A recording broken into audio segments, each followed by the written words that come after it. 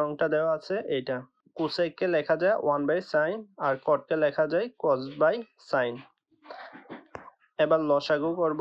লসাগু করলে সাইনে এখানে হর মিল আছে এই কারণে 1 মাইনাস আবার হর মিল আছে এই কারণে cos-এ। তাহলে এবার লব ও হরকে 1 প্লাস cos-এ দ্বারা গুণ করব।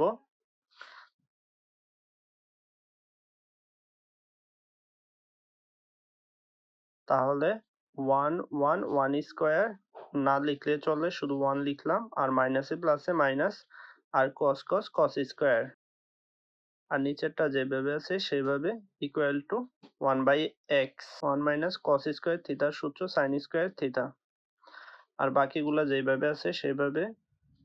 এবার এখানে সাইন দ্বারা sin স্কয়ারকে কাটলে উপরে একটা সাইন থাকবে আর নিচেরটা 1 প্লাস cos-এ ইকুয়াল টু 1/x।